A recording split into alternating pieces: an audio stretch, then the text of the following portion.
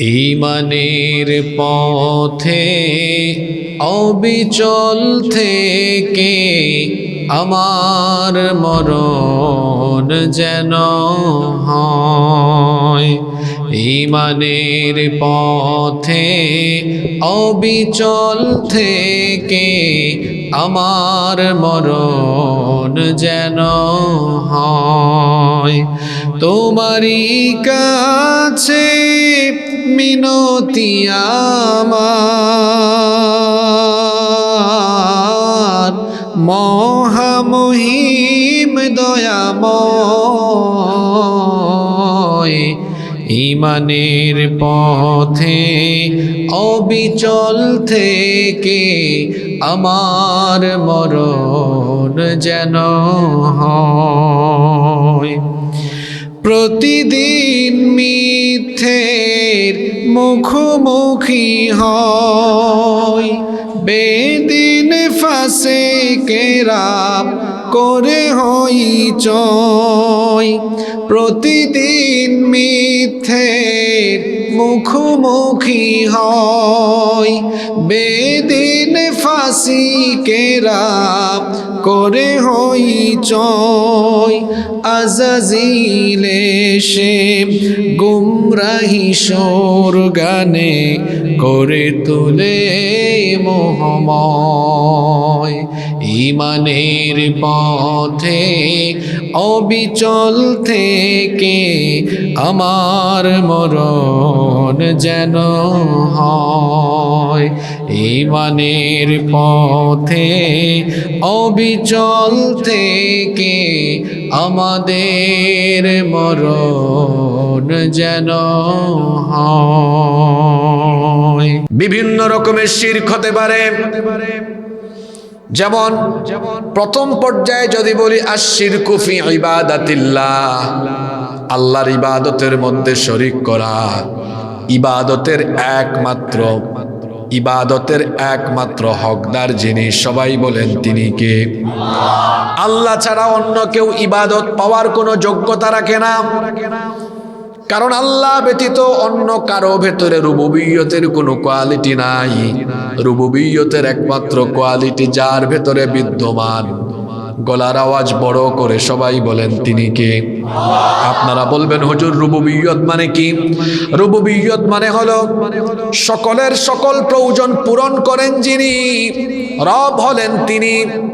আমার আপনার এবং তামাম সৃষ্টিকুলের সকল প্রয়োজন একজন মহামহিয়ান সত্তা পূরণ করেন, আর যিনি সেই সকল প্রয়োজন পূরণ করেন সবাই বলেন তিনি কে? এজন্য তিনি হচ্ছেন একমাত্র ইবাদতের হকদার। যত রকমের ইবাদত আছে, নামাজ, সাজদা, হজ, যাকাত, রোজা, এক কথায় যত রকমের ইবাদত আছে, ইবাদত পাওয়ার একমাত্র হকদার হলেন আমার আল্লাহ। সাজদা পাওয়ার মালিক হলেন তিনি। কিন্তু আমার দেশে এমন বহু মানুষ আছে, তারা গিয়ে জীবিত পীরের সামনে কিংবা মাজারের সামনে সাজদা দিয়া মাথা টেকায়া ঈমান হারায়। এমন মুশরিক আমাদের সমাজে আছে না নাই? অথচ নাম তার আবুল কালাম। সাধারণ মানুষের কথা কি আর বলবো, এত লম্বা দাড়ি, টাকনু পর্যন্ত লম্বা জুব্বা, আর মাথায় উঁচা উঁচা টুপি পরিধান করে। ও চট্টগ্রাম আর ব্রাহ্মণবাড়িয়া আর কুমিল্লা কিছু অঞ্চলে গেলে দেখবেন কিছু হুজুর টাইপসের খেজুরও আছে, যারা কিনা মাজারের সামনে গিয়ে সাজদা দিয়ে নিজেদের ঈমান হারিয়ে ফেলে। সাজদার একমাত্র হকদার হচ্ছেন আল্লাহ। আল্লাহ ছাড়া আর কারো সামনে মাথা নত করা যায় না। ইবাদতের একমাত্র হকদার হলেন তিনি। সেই আল্লাহকে বাদ দিয়ে নিজেদের বানানো, নিজেদের কল্পিত অঙ্কিত যে কোনো রকমের উপাস্যের ইবাদত করলে পরে ঈমান থাকে না। অর্থাৎ যে কোনো রকমে আনুগত্য আর ইবাদত কেউ যদি আল্লাহর সাথে অন্য কাউকে শরীক করে ফেলে, তার আর ঈমান থাকে না, তার ঈমান তখন চলে যায়। এজন্য রব্বুল আলামিন কোরআনুল কারীমের 17 নম্বর সূরা বনী ইসরাঈলের 39 নম্বর আয়াতে বলছেন, ওয়ালা তাজআল মা'আল্লাহি ইলাহান আখারা ফাতুলকা ফি জাহান্নামা মালুমান মাদহুরা। আল্লাহ তাআলা বলছেন, আল্লাহর সাথে কাউকে ইলাহ হিসেবে সাব্যস্ত করো না।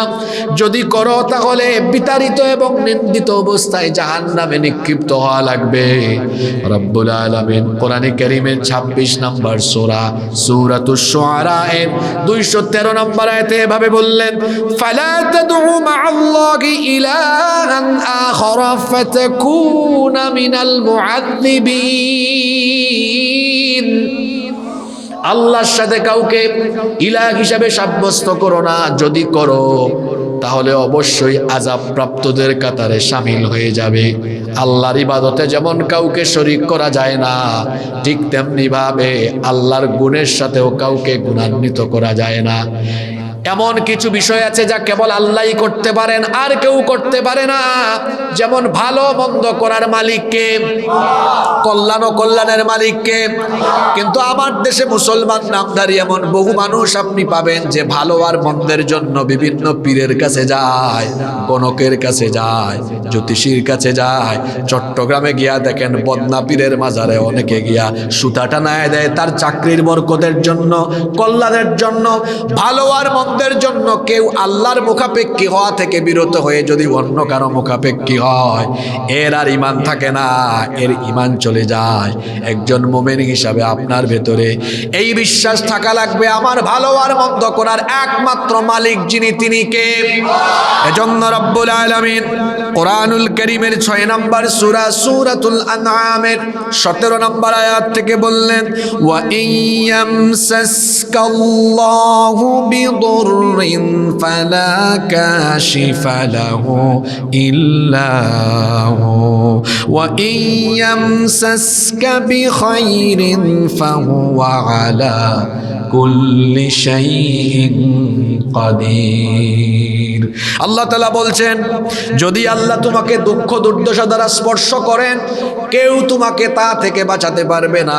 আবার আল্লাহ যদি তোমার কোনো কল্যাণ করেন, তাহলে কেউ তোমার কোনো অকল্যাণ করতে পারবে না। এত বড় পাওয়ারফুল আয়াত, এত পাওয়ারফুল আয়াত এটা। এই বিশ্বাস যদি কারো অন্তরে থাকে যে আমার আল্লাহর তরফ থেকে হুকুম না হলে পৃথিবীর কেউ আমার কোনো ক্ষতি করতে পারবে না, এই অন্তর যার ভেতরে থাকে, পৃথিবীর কোনো জালেম কিংবা এই পৃথিবীর কোনো ক্ষমতাধর ব্যক্তির সামনে ওই ব্যক্তিকে কখনো কেউ নুয়াতে পারে না। কারণ সে জানে আমার আল্লাহর তরফ থেকে যদি আমার ক্ষতির কোনো ফয়সালা না হয়, পৃথিবীতে এমন কোনো বাপের বেটা নাই যে আমার ক্ষতি করতে পারবে। আবার আমার আল্লাহ যদি আমার ক্ষতি করতে চান, সারা দুনিয়ার মানুষ সেই ক্ষতি থেকে আমাকে বাঁচাতে পারবে। এর নাম হলো ঈমান। এই ঈমান যার ভেতরে নাই, কল্যাণ অকল্যাণের ক্ষেত্রে আল্লাহকে বাদ দিয়ে যে অন্য কারো মুখাপেক্ষী হয়ে যায়, তার আর ঈমান থাকে না। ঠিক তেমনি ভাবে এইরকম আরো কিছু গুণাবলী আছে, যেই কাজগুলো কেবল আল্লাহই পারেন, অন্য কেউ পারে না। সেই জায়গায় কেউ যদি আল্লাহকে বাদ দিয়ে অন্য কারো মুখাপেক্ষী হয়ে যায়, ঈমান থাকে না। যেমন আপনারা সবাই বলেন তো, সন্তান দেওয়া আর না দেওয়ার মালিককে? আমার দেশে বহু মানুষ আপনি পাবেন বিয়ে শাদী করেছে, 5, 7, 9, 10, 13, 15 বছর হয়েছে, সন্তান হয় না। এই জন্য জীবিত পীরের সামনে গিয়ে সাজদা দেয়, তাবিজ ঝুলায়া ঝুলায়া হাঁটে, মাজারে মাজারে গিয়ে ঘুরে। এই রকম বহু মানুষ আপনি সমাজে পাবেন। জীবিত মৃত পীর কিংবা জ্যোতিষী বা গণক, সে কি কখনো কাউকে সন্তান দিতে পারে নাকি? আপনি কি দেখেন না রাস্তাঘাটে একটা কুকুর বছরে কতবার বাচ্চা দেয়? সে তো কোনো পীরের কাছে যাওয়া লাগে না। আপনার ঈমান কুকুরের চাইতে এত দুর্বল হলো কেন? একটা কুকুর তো বছরে এতগুলা বাচ্চা দেয়, কারো কাছে যাওয়া লাগে না। তা আপনি এত জায়গায় যান কেন? যেখানে চাওয়া দরকার সেখানে আপনি চাইতে জানেন না, এই জন্য আপনি পানও না। আমাদের জাতির পিতা, জুড়ে বলেন জাতির পিতাকে? যারা বলে না এরা কি ওই জাতির পিতা অন্যদিকে বানাইছে নাকি? জোর করে জাতির ঘাড়ে জাতির পিতা চাপিয়ে দেওয়া যায় না। আমাদের জাতির পিতা আল্লাহর খলিল সাইয়েদনা ইব্রাহিম আলাইহিস সালামের 86 বছর পর্যন্ত সন্তান ছিল না। বার্ধক্য বয়সে সাধারণত মানুষের সন্তান হয় না। আমি জানি না এখানেও কোনো ভাই থাকতে পারেন যাদের বিয়ে শাদী হয়েছে অনেক বছর বাচ্চা হয় না। বাড়িঘর থেকে আমার যত বোনেরা শুনছেন, হয়তো এমন কোনো বোনের কানে আওয়াজ যেতে পারে তারও বহু বছর সন্তান হয় না। সেই দম্পতিকে আমি বলবো ফ্রাস্ট্রেট হবেন না, হতাশ হবেন না। আমার আল্লাহর ক্ষমতা শুনেন আর তার উপর তাওয়াক্কুলটা বৃদ্ধি করেন। ইব্রাহিম আলাইহিস সালাম তিনি 86 বছর পর্যন্ত সন্তান পান নাই। এরপরে হাজেরাকে বিয়ে করার পরে তার ঘরে ইসমাইলের জন্ম হলো। অন্যদিকে তার স্ত্রী সারা তিনি ছিলেন বন্ধা।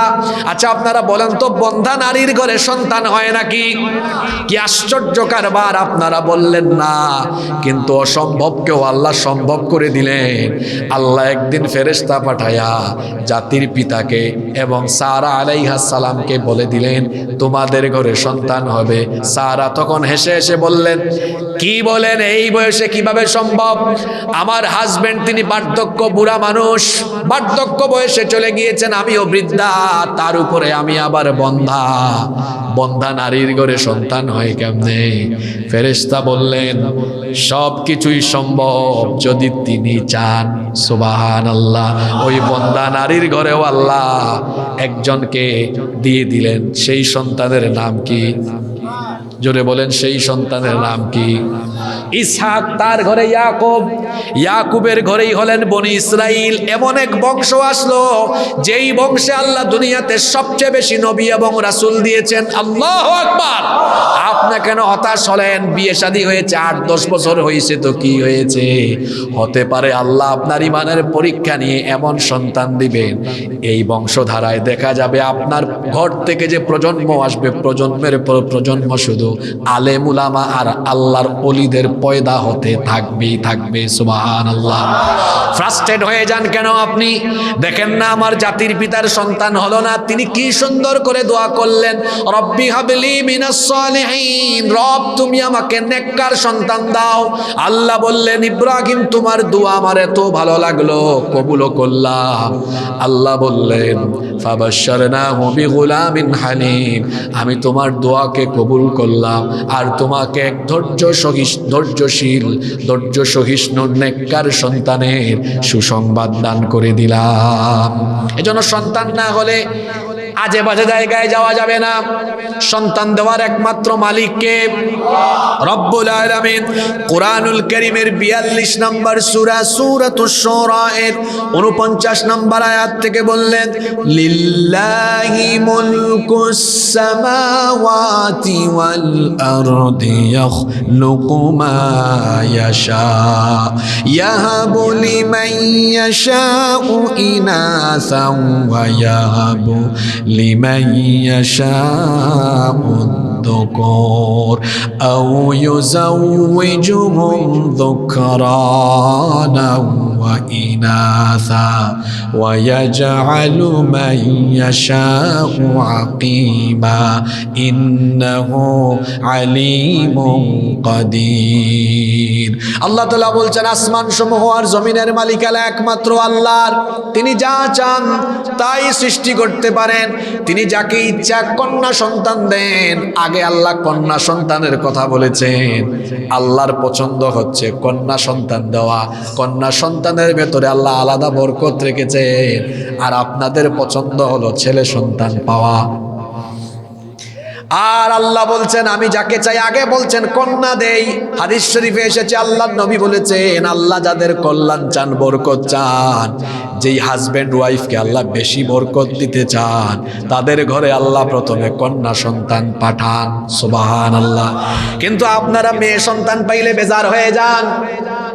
কন্যা সন্তান পাইলে বেজার হবেন না, মেয়ে সন্তান পাইলে বেজার হবেন না। আল্লাহর নবী বলেছেন কন্যা সন্তান হলো বরকতের প্রতীক। আল্লাহর নবী বললেন যার 3টা মেয়ে আছে, এই 3টাকে যারা আদর দিয়ে স্নেহ মমতা ভালোবাসা দিয়ে লালন পালন করবে, আল্লাহর নবী এই দুইটা আঙ্গুল দেখালেন, ওয়াদাম্মাস সাব্বাবাতি ওয়াল উসতা, এই দুইটা আঙ্গুল আল্লাহর নবী একত্রিত করে দেখালেন, কিয়ামতের দিন 3 কন্যার পিতামাতা আর আমি রাসূল এইভাবে একসাথে একই জান্নাতে থাকবো। 2 বাপের 2 কন্যার পিতা একজন বললেন, আমার তো 2 জন আছে, আমি কি থাকবো? নবীজি বললেন, অবশ্যই থাকবে। আমার বাম পাশ থেকে একজন বলেছেন, 5-6 জন থাকলে কি হবে, 6 জন থাকলে কি হবে, অসুবিধা নাই। 6 জন থাকলেও আদর দিয়ে লালন পালন করলে আপনিও আল্লাহর নবীর সাথে এইভাবে এক জান্নাতে থাকতে পারবেন।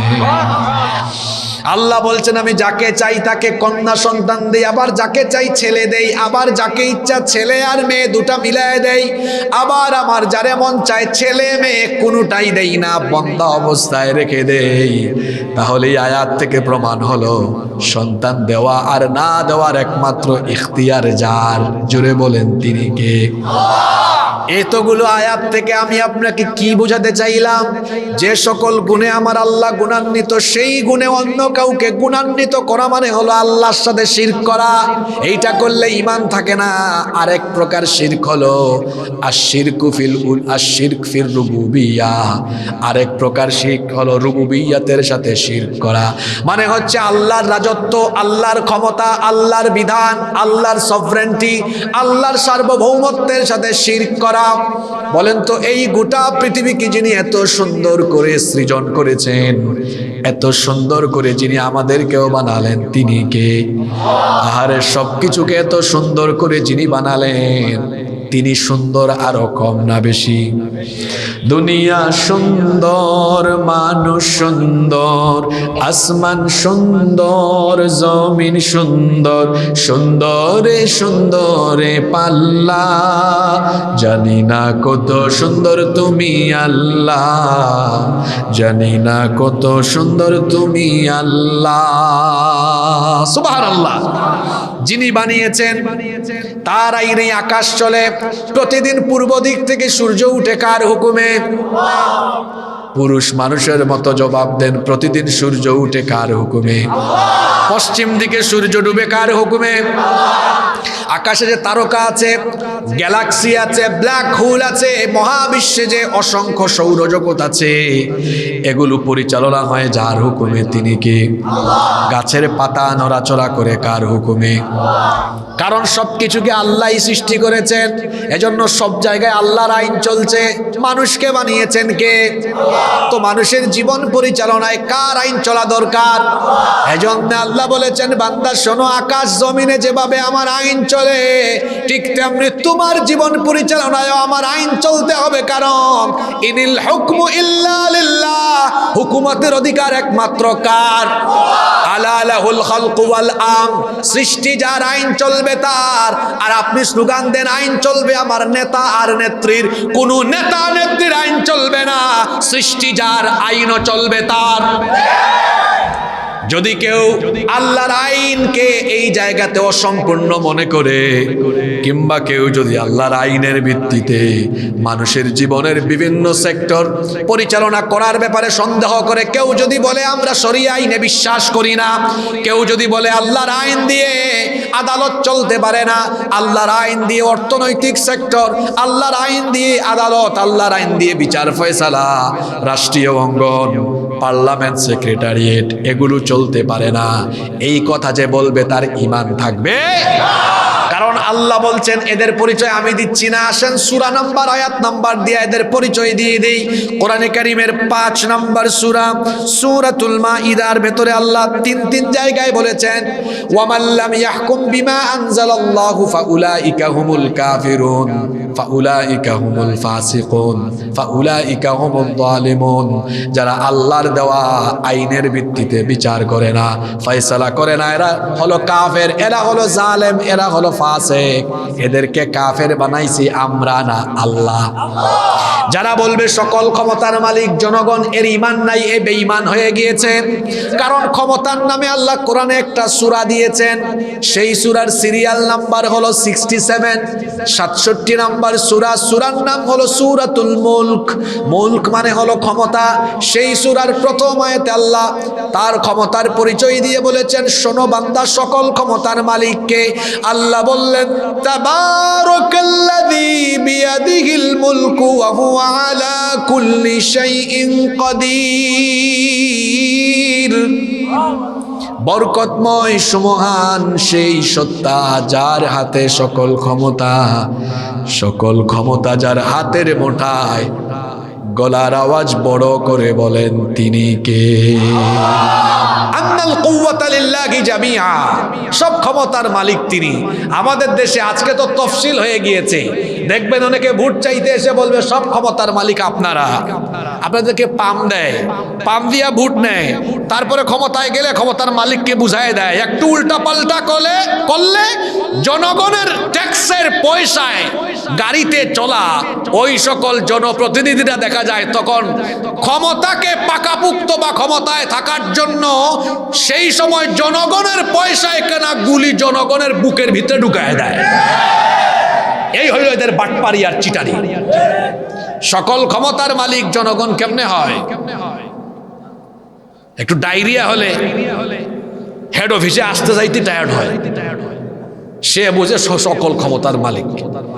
আপনি যে ঘুমাই থাকেন 6-7 ঘন্টা, তখন কারে ক্ষমতা দিয়ে ঘুমান? একজন কয় আল্লাহকে। আপনি কোন চেয়ারে থাকলে, কোথাও গেলে আরেকজনকে ভারপ্রাপ্ত বানায় যান না? তো আপনি ঘুমায় গেলে তখন ভারপ্রাপ্ত ক্ষমতা কারে দেন? সকল ক্ষমতার মালিক জনগণ নয়। যে ব্যক্তি এই কথা বলবে, বিশ্বাস করবে, তার ঈমান থাকবে না, তার ঈমান চলে যাবে। সোজা কথা।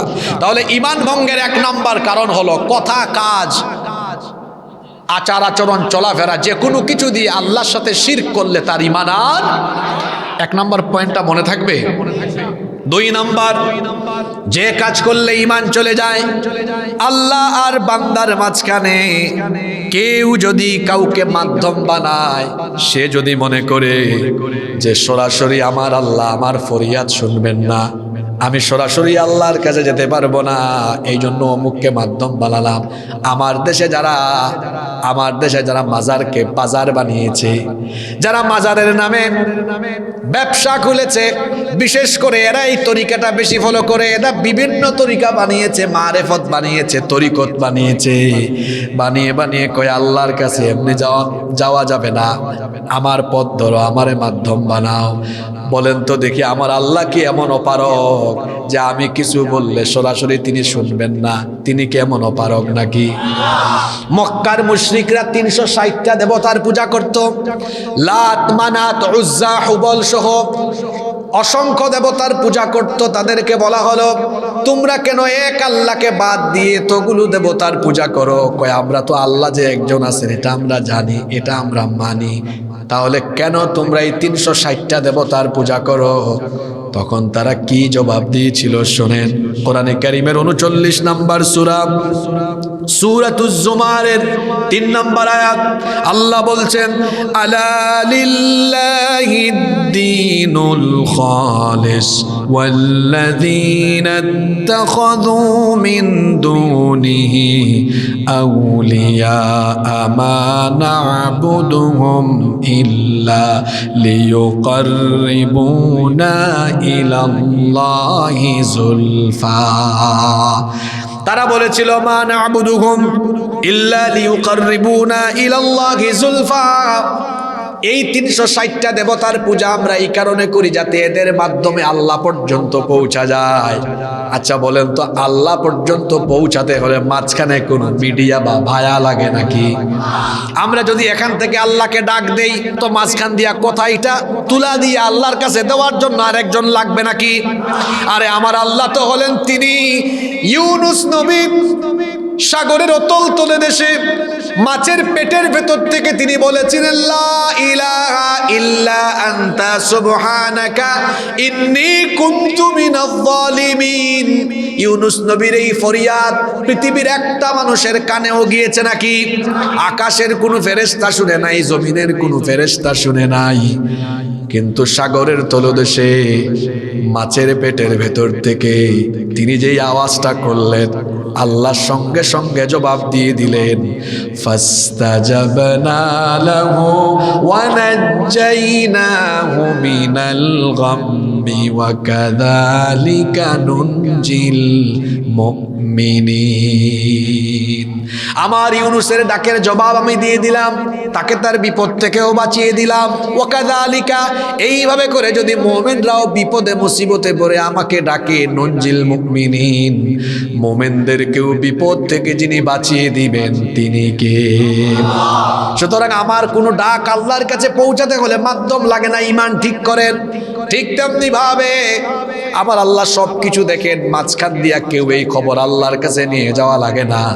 এখানে যে মাহফিল হচ্ছে, এই মাহফিলের খবর সারা বাংলাদেশের মানুষ, এটা তারা ঘরে বসে এমনি এমনি জানবে না, হয় তারা মোবাইলের মাধ্যমে, ইউটিউব, ইন্টারনেটের মাধ্যমে জানবে। তাহলে বোঝা গেল আমাদের কোনো খবর জানার জন্য মাধ্যম লাগে, ভায়া লাগে। কিন্তু আপনারা বলেন তো, আল্লাহর কাছে কোনো খবর পৌঁছার জন্য মাঝখানে কোনো মিডিয়া বা ভায়ার দরকার আছে নাকি? আল্লাহ তো বলেই দিয়েছেন, ওয়া ইয়ালামু মা ফিল বাররি ওয়াল বাহরি ওয়া মা তাসকুতু মিন ওয়ারাকাতিন ইল্লা ইয়ালামুহা। এই পৃথিবীর কোন দেশের কোন এলাকার কোন গাছের কোন পাতা যদি ঝরে যায়, কোন দেশের কোন এলাকার কোন গাছের কোন পাতা ঝরেছে, তার খবরও আমার আল্লাহর কাছে রয়েছে। আল্লাহু আকবার। তো সেই আল্লাহর কাছে পৌঁছাতে হলে বান্দার কোনো মাধ্যম লাগে না। যদি কেউ কাউকে মাধ্যম বানায়, তার ঈমান থাকে না, তার ঈমান চলে। কষ্ট হচ্ছে আপনাদের? আজকে বড় জরুরি কথা হবে, সবাই ধৈর্য ধরে আমরা শুনবো ইনশাআল্লাহ। 3 নাম্বার যেই কাজ করলে ঈমান চলে যায়, কাফির মুশরিকদেরকে, স্বীকৃত কাফেরদেরকে যারা কাফের মনে করে না, এদের ঈমান থাকে না। মুশরিকদের পরিচয় হলো, আল্লাহ বলেছেন কোরআনে কারীমের 9 নাম্বার সূরা সূরাতুত তাওবা এর 28 নাম্বার আয়াতে আল্লাহ বলছেন, ইন্নামাল মুশরিকুনা নাজাসুন, নিশ্চয়ই মুশরিকরা হলো অপবিত্র। মুশরিকদেরকে যারা কাফের মনে করে না, এদের ঈমান থাকে না, এরাও কাফের হয়ে যায়। স্বীকৃত কাফেরদের পরিচয় আল্লাহ এভাবে কোরআনে কারিমে তুলে ধরলেন। কোরআনে কারিমের 98 নম্বর সূরা সূরাতুল বাইয়িনা এর 6 নম্বর আয়াতে আল্লাহ বলছেন, ইন্নাল্লাযীনা কাফারু মিন আহলিল কিতাবি ওয়াল মুশরিকিনা ফী নারি জাহান্নামা খালিদিনা ফিহা উলাইকা হুম শাররুল বারিয়া। নিশ্চয়ই যারা আহলে কিতাব অর্থাৎ ইহুদি খ্রিস্টানদের মধ্য থেকে যারা কুফরি করেছে এবং যারা মুশরিক, এরা হলো জাহান্নামের আগুনের চিরস্থায়ী বাসিন্দা। এদেরকে যদি কেউ কাফের মনে না করে, সেও কাফের হয়ে যায়। ঠিক তেমনি ভাবে স্বীকৃত কাফেরদেরকে কাফের মনে না করলে ওই ব্যক্তির ঈমান থাকে না। যেমন আমার দেশে একটা শ্রেণী আছে যারা নিজেদেরকে মুসলমান বলে পরিচয় দেয়, কিন্তু তারা মুসলমান নয়, এরা ধোঁকাবাজি করে। এদের নাম হলো কাদিয়ানি। এই কাদিয়ানি গোষ্ঠী কাফের। এদেরকে যারা কাফের মনে করে না, তারাও হলো কাদিয়ানিরা। কাফের কেন? তারা গোটা কোরআনের সবকিছু মানলেও তারা কোরআনের মাত্র 2টা শব্দ মানে না। কয়টা শব্দ? কোন 2টা? সেটা হলো, মা কানা মুহাম্মাদুন আবা আহাদিন মির রিজালিকুম ওয়ালাকির রাসূলুল্লাহি ওয়া খাতামান নবিয়্যিন। এই খাতামান নবিয়্যিন, আমার নবী যে শেষ নবী, এটা তারা মানে না। আখিরি নবীকে যারা আখিরি নবী হিসেবে মানে না, এদের ঈমান থাকতে পারে। এই জন্য ভারতীয় উপমহাদেশের সব আলেমরা এই ব্যাপারে একমত হয়ে বলেছেন, কাদিয়ানীরা কাফের। এদেরকে যারা কাফের বলে না, তারাও। আচ্ছা, আপনারা বলেন তো, বাংলাদেশে গত 54 বছর যারা রাষ্ট্র পরিচালনা করেছেন, দেশ যারা পরিচালনা করেছেন, রাষ্ট্রপ্রধান যারা ছিলেন, এদের মধ্যে কেউ অমুসলিম ছিলেন নাকি? বুঝেন কথা, রাষ্ট্রপ্রধান মানে প্রেসিডেন্ট, প্রাইম মিনিস্টার। রাষ্ট্রপ্রধান কি যারা ছিলেন গত 54 বছর ধরে, কেউ কি অমুসলিম ছিলেন নাকি? তো সবাই তো মুসলমান ছিলেন। তো 54 বছর ধরে রাষ্ট্রপ্রধান মুসলমান থাকা সত্ত্বেও 90% মুসলমানের দেশে কাদিয়ানীদেরকে রাষ্ট্রীয়ভাবে কাফের ঘোষণা করা হলো না। এটা তো এই জাতির জন্য খুব একটা ভালো লক্ষণ না। এটা খুব ভালো লক্ষণ না। কোন স্বার্থে এদেরকে কাফির ঘোষণা করা হলো না? কাদিয়ানীরা এই দেশেই থাকবে, এই দেশে তারা বসবাস করবে, নাগরিক সব সুবিধা তারা পাবে, এতে আমাদের কোনো আপত্তি নাই। আমাদের আপত্তির জায়গা হলো তাদের আইডেন্টিটি নিয়ে। এই দেশে যেমন হিন্দু, বৌদ্ধ, খ্রিস্টান, অন্যান্য ধর্মের লোকেরা তারা অমুসলিম পরিচয়ে বাংলাদেশের নাগরিক হিসেবেই সব নাগরিক সুবিধা নিয়ে বাস করছে। কাদিয়ানীরাও এই দেশে নাগরিক সুবিধা নিয়ে বসবাস করবে, আমাদের কোনো আপত্তি নাই। আপত্তি হলো আইডেন্টিটি মুসলমান থাকতে পারবে না, কারণ তারা তো আসলেই মুসলমান না। আইডেন্টিটি হলো তারা অমুসলিম। তারা কি? আমাদের দেশের উলামা মাশায়েখ, পীর মাশায়েখরা 54টা বছর ধরে রাষ্ট্রপ্রধানদের কাছে, সরকারের কাছে দাবি জানিয়ে এসেছেন যে এই কাদিয়ানীদেরকে রাষ্ট্রীয়ভাবে কাফির ঘোষণা করেন। আপনারা বলেন 54 বছর ধরে কেউ কি এই দাবি পূরণ করেছেন? পূরণ হয় নাই। ভালোই হয়েছে। কেন ভালো হয়েছে? কারণ হুজুররা এখন মোটামুটি বুঝেছেন যে আমরা যে খালি অনুরোধ করি, এরা তো আমাদেরকে অনুরোধের জায়গায় ফেলে রেখেছে। বরং আমরা যদি আদেশের জায়গায় থাকতাম, অনুরোধ করা লাগতো না, আমরা এই সিদ্ধান্ত নিয়ে ফেলতে পারতাম। গত কয়েকদিন আগে বাংলাদেশের সব ঘরানার আলেম ওলামা একত্রিত হয়ে ঢাকার সোহরাওয়ার্দী উদ্যানে একটি মহাসমাবেশ করেছিলেন। খাতমে নবুয়ত সম্মেলন, মহাসমাবেশ। আপনারা জানেন না? তাদের এই দাবির সাথে আমি একমত হলেও আমি তাদের দাবি বাস্তবায়নের, দাবি আদায়ের পদ্ধতির সাথে 100% দ্বিমত। আমি বয়সে খুব ক্ষুদ্র, জ্ঞানের জগতেও খুব ক্ষুদ্র একজন মানুষ হয়েও আমি তাদের দাবি আদায়ের পদ্ধতির সাথে এই কারণে 100% দ্বিমত পোষণ করছি। সম্মানিত ওলামা মাশায়েখকে আমি বলতে চাই, আপনারা 54 বছর ধরে শিক্ষা নেন না কেন? আপনারা খালি 2 দফা, 3 দফা, 6 দফা, 9 দফা, 13 দফা দাবি নিয়ে যান। রমজান মাসে আপনারা অনুরোধ করেন দয়া করে রেস্টুরেন্ট, হোটেল বন্ধ রাখেন। তারপরে আপনারা অনুরোধ করেন দয়া করে মাদক, মদ দেশে বন্ধ করেন। এই যে খালি অনুরোধ করতেছেন, 54 বছর ধরে বলতেছেন দয়া করে কাদিয়ানীদেরকে কাফির ঘোষণা করেন। ও হুজুরেরা, এই খালি এরকম এরকম এরকম করতে কি মন চায়? মনটা কি একটু আপনাদের চায় না যে অনুরোধের জায়গায় না থেকে যেখানে বসলে পরে অনুরোধ করা লাগে না, হুকুম করব, এটা বন্ধ, এটা চালু, এটা হবে, এটা হবে না। উলামা মাশায়েখ তো নেতৃত্বের জায়গায় থাকবে। এজন্য আলেমদেরকে আমরা অনুরোধের জায়গায় দেখতে চাই না। আমরা চাই সব আলেমরা ঐক্যবদ্ধ হয়ে দেশ পরিচালনার সর্বোচ্চ জায়গায় গিয়ে, নীতি নির্ধারণী জায়গায় গিয়ে তারা আর অনুরোধ করবেন না, আদেশের জায়গায় আলেমরা বসে থাকবেন। এই পরিস্থিতি বাংলাদেশে এখন তৈরি হতে যাচ্ছে আলহামদুলিল্লাহ। মিয়ার বাজারের মানুষ মনে একটু বেজার হয়েছে এই জন্য। তো যেভাবে আওয়াজ দেন এটা তো বেজার হওয়ার আওয়াজ। জার্নি করলাম আমি আর টায়ার্ড হয়ে গেছেন আপনারা। এত বড় আশ্চর্যজনক কথা। আপনারা যখন ঢাকায় যান, আইসা কারোর সাথে কথা বলেন না, মুখ একটা গুমরা বানায় রাখান, তারপরে চিত হয়ে শুয়ে থাকেন। আর আমি তো একটানা 13 ঘন্টা জার্নি করে এসেই কথা বলছি, তাও হেসে হেসে কথা বলছি, এনার্জিও ভালো আছে আলহামদুলিল্লাহ। তা আপনার এই অবস্থা কেন, এই দশা কেন? ঠান্ডা ধরে ফেলছে নাকি আপনাদেরকে? কমিটি তো খুব সুন্দর আয়োজন করেছে, মানে প্যান্ডেলকে প্যাকেট করে দিয়েছে, আলেমরা এক হয়ে গেছেন। আপনারা খুশি না বেজার? কিন্তু এক শ্রেণী বেজার আছে। আলেমরা এক হয়ে গিয়েছেন, প্রথমেই পাশের দেশের দাদা বাবুরা এত বেজার হয়েছেন, তাদের রাতের ঘুম হারাম হয়ে গেছে। শুধু তাই নয়, আলেমরা এক হয়ে গিয়েছেন বলে এই দেশে ভারতের পা চাটা গোলাপ এবং আধিপত্যবাদীদের কলিজার আগুন ধরে গিয়েছে। তোমাদের কাছে আমাদের একটা জবাবও রেডি আছে, এটা কোরআন শরীফ থেকে জবাব দেই। মুতু বিগাইদিকুম, তোমার জ্বালা পোড়া নিয়ে তুমি জ্বলে পুড়ে ছাই হয়ে যাও। আমাদের কিচ্ছু করার নাই। আলেমদেরকে আলাদা আলাদা দেখতে আর আলেমদেরকে এতিম মিসকিনের মতো দেখতে ভালো লাগে। আলেমরা আর ওই জায়গায় থাকবেন না।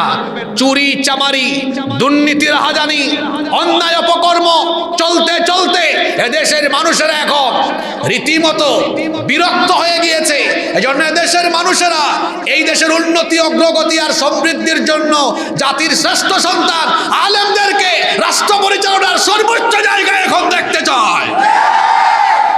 14 গ্রামের মানুষ চান কি চান না? আপনারা চান কি চান না? যারা চায় না এদেরকে একটু বুঝায় দেই। সৎ সঙ্গে স্বর্গবাস, কথায় আছে সৎ সঙ্গে স্বর্গবাস, বলেন অসৎ সঙ্গে। এক লোক আতরের দোকানে গিয়েছে, আতর কিনে নাই, কিন্তু 10 মিনিট আতরের দোকানে ছিল। আপনারা বলেন তো গায়ে আতরের গন্ধ হবে কি হবে না? আরেক লোক বিড়ি খায় না, কিন্তু মিয়া বাজারে এক বিড়ি ঘুর তারে দইরা কুলাকুলি করছে। এখন তার গায়ে বিড়ির গন্ধ হবে কি হবে না? কিন্তু লোকটা তো বিড়ি খায় না, কিন্তু কুলাকুলি করছে কার সাথে? আমি কি বুঝাতে চাইছি আপনি বুঝতেছেন? না বুঝলে বুঝেন। আতরের সাথে থাকলে যেমন আতরের সুবাস গায়ে লাগে, ঠিক তেমনি আলেম উলামার সাথে থাকলে আলেম উলামাদের ভালো ভালো চরিত্রের আসর এসে নিজের গায়ের উপরে পড়ে। এজন্য হয় আলেম হন, নইলে আলেমের ছাত্র হন, নইলে আলেমের শাগরেদ বা সাথী হন। ওই বিড়ি ঘুরের মতো হইয়েন না। অনেকে হয়তো বিড়ি সিগারেট খাইতে পারে, রাগ করেন না। আমি বুঝাতে চাচ্ছি অন্য বিষয়, অন্য বিষয় বুঝাতে চাচ্ছি যে এক লোক বিড়ি খায় না, কিন্তু কুলাকুলি করছে বিড়ি ঘুরের সাথে। এখন শরীরে কিসের গন্ধ হয়েছে? বিড়ির গন্ধ হয়েছে। কি বলেন, বিড়ি সিগারেট খাইলে মুখে গন্ধ হয় না? মানুষ যে কেন এটা খায় আমি আজকে পর্যন্ত আবিষ্কার করতেই পারি না। খালি আমি দেখি রাস্তাঘাটে এমনিতে ঢুকায়, নাক দিয়ে বাড়ি করে, আবার কেউ কেউ উপরে দেখে এটা কদ্দুর উঠছে। তবে আমি একটা কারণ আবিষ্কার করছি, মানুষ কেন বিড়ি খায় বলবো। যারা চায় তাদের মুখে গন্ধ হোক, এরাই বিড়ি খায়। আচ্ছা, বিড়ি খাইলে কি মুখে সুগন্ধ হয় নাকি? আশ্চর্য। বউয়ের কাছে গেলে বউ বলে তুই যা সর। বউ আপনাকে পাশে পেতে চায় না। কেমন মানুষ ভাই আপনি? হ্যাঁ, বউ বলে হর তুই সর, সরায় দেয়। আমি যেটা বলতে চাচ্ছি সেটা এবার শোনেন। তো বিড়ি ঘুরের সাথে কোলাকুলি করলে যেমন গায়ে বিড়ির গন্ধ হয়, তেমনি বেনামাজি, বেঈমান, সুদখুর, ঘুষখুর, চরিত্রহীন, চাঁদাবাজ, সন্ত্রাসী, চরিত্রহীন লম্পটদের সাথে থাকলে এদের এই সকল অপকর্মের ছোঁয়াও আপনার গায়ে এসে এক সময় আসর করে।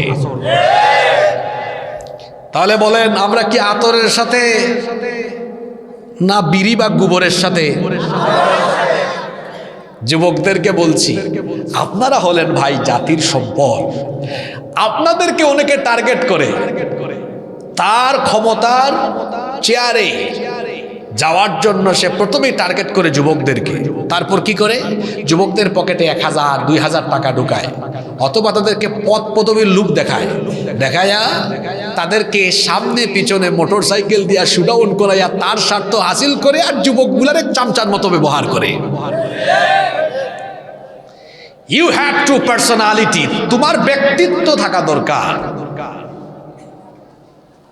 এই যৌবন, তারুণ্য, শরীরের ঘাম, রক্ত, এটা কি কারো চামচামি করার জন্য আল্লাহ দিয়েছেন নাকি?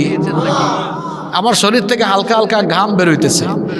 আমারে তো কেউ আব্বা ডাকলেও আব্বা ডাকলেও তার সামনে পিছনে নিয়ে আমাকে জীবনেও চামচামি করাইতে পারবে না, কারণ আমার শরীরের প্রতি ফোঁটা ঘাম, আমার তারুণ্য, আমার যৌবন, আমার রক্ত, আমার জীবন কারো চামচামির জন্য দেওয়া হয় নাই। যদি তারুণ্য আর যৌবন কোথাও দিতে হয় তাহলে আল্লাহর জমিনে আল্লাহর দিন কায়েমের জন্য আমরা উৎসর্গ করে দিব। এই জন্য যুবকদেরকে বলতে চাই, আপনাদের জীবনের শ্রেষ্ঠ দৌলত এই যৌবন, এটা আজে বাজে জায়গায় আমরা দিব না। আমরা কোরআনের মিছিলে আলেম ওলামার সাথে ইসলামের পক্ষে আমরা আমাদের এই যৌবন তারুণ্য খরচ করব। রাজি আছেন? আল্লাহ কবুল করেন। আমি 3 নাম্বার পয়েন্টে ছিলাম, স্বীকৃত কাফেরদেরকে যে কাফের মনে করে না সেও ইমানদার থাকতে পারে। একটু রিভিশন দেই। 1 নাম্বার, আল্লাহর সাথে শিরক করলে ইমান থাকে না। 2 নাম্বার কি বলেছিলাম? আল্লাহর বান্দার মাঝখানে মাধ্যম বানালে ইমান থাকে না। 3 নাম্বার, স্বীকৃত কাফেরকে কাফের মনে না করলেও ইমান। বাকি পয়েন্টগুলা কিন্তু সেন্সিটিভ, লোড নিতে পারবেন?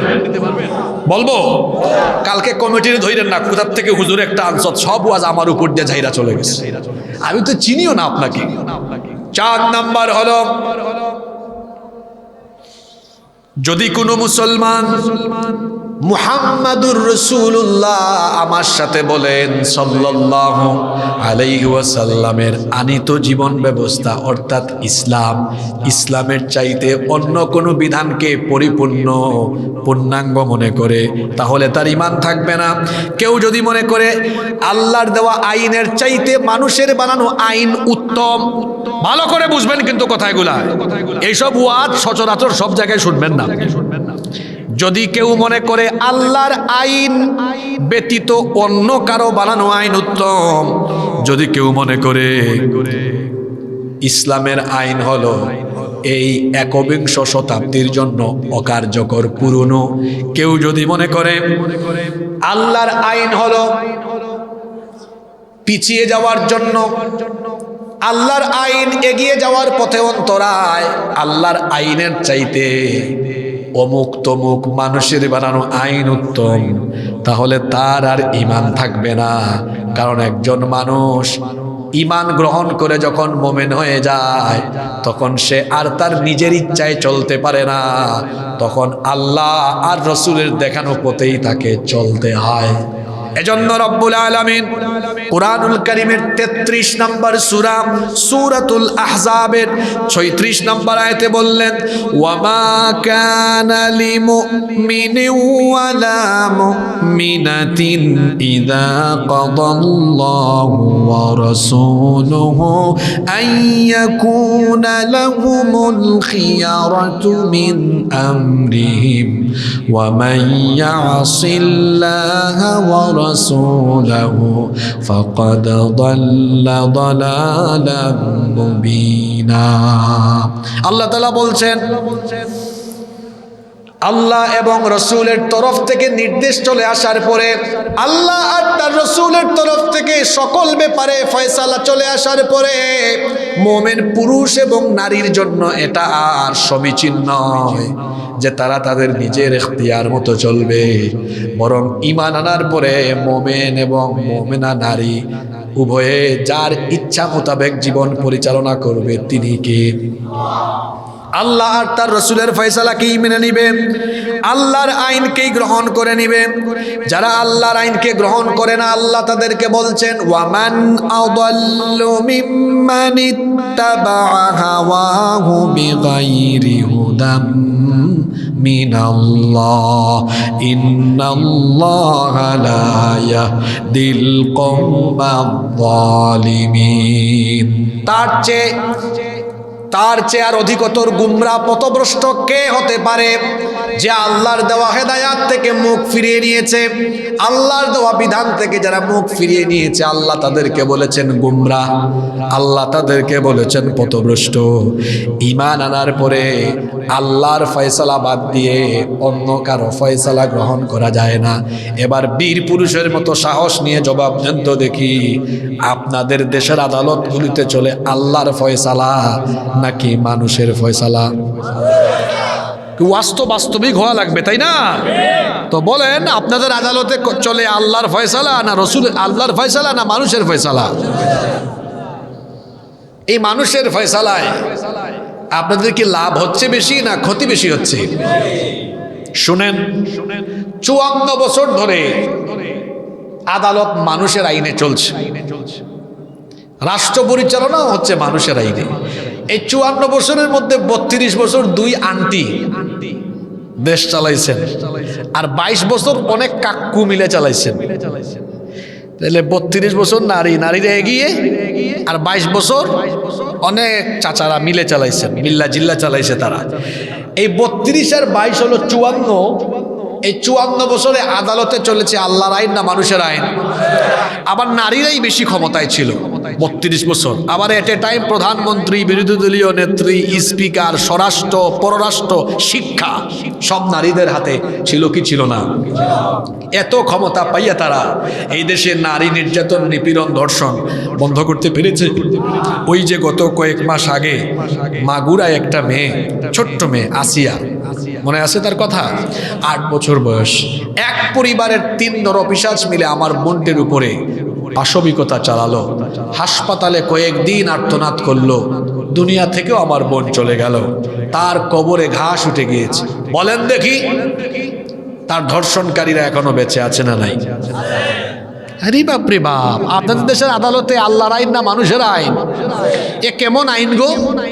যে আইন থাকার ফলে ধর্ষিতা কবরে চলে যায় আর ধর্ষক বেঁচে থাকে, এই আইনের মুখে আমি জুতা নিক্ষেপ করি। সেখানে যদি আল্লাহর আইন থাকতো, তো আল্লাহর আইনে ধর্ষকের শাস্তি কি? রজম, মৃত্যুদণ্ড হবে, লাইফ মৃত্যুদণ্ড। এখন আপনারা বলেন তো, এই দেশে কোনো একজন ধর্ষকের বিচার যদি জনসম্মুখে করা হয়, তাহলে এই দেশের আরো বাদবাকি যত লুচ্চা, চরিত্রহীন, লম্পট আছে, এরা সাইজ হবে কি হবে না? তাহলে এত ভালো আইন চায় না কারা? আমার মুখও বড় তিতা, সত্য কথা তো একটু তিতা তিতা লাগে শুনতে, এটা তো এমনই হয়। এজন্য আমি বলি, একমাত্র চোর, চামার, চরিত্রহীন, লম্পট আর বদমাইশ যারা আল্লাহর আইন সমাজে চায় না, তারা। নইলে এত সুন্দর আইন চাইতে তার অসুবিধাটা কোথায়? নারীর আজকে আমাকে একজন বলতেছে, আচ্ছা হুজুররা যে দেশে এক হয়ে গেল, তো এখন যদি হুজুররাই দেশ চালায়, তাহলে এই যে রাস্তায় আমারে দেখায় বলতেছে এতগুলা নারী রে বোরখা টুরখা পরে না হাঁটতেছে, তখন কি সবাই রে পিটাইয়া সিটাইয়া বোরখা পরাবে নাকি? আমি বললাম, কেন পড়াবে? আচ্ছা বলেন তো, আপনাকে জোর কইরা আল্লাহর আইন মানানো, এটা কি আমার দায়িত্ব? হ্যাঁ, আল্লাহ তার নবীকে কি বলেছেন? ফাযাক্কির ইন্নামা আনতা লাস্তা আলাইহিম বিমুসাইতির। আপনি দারোগা নন যে পিটায়া সাইজ করে ফেলবেন। হ্যাঁ, আপনি বুঝাতে পারেন। আমি বললাম, তারে কেন জোর করে বুরখা পরাবে? তবে তাদের একটা লাভ হবে। কোন লাভ? যখন আল্লাহর আইনের ভিত্তিতে সব পরিচালিত হবে, তখন কোন নারীকে ইফটিজিং, টিজ কিংবা ধর্ষণ করার কোনো দুঃসাহস এই দেশে কোনো লুচ্চা বদমাশ আর দেখাতে পারবে না।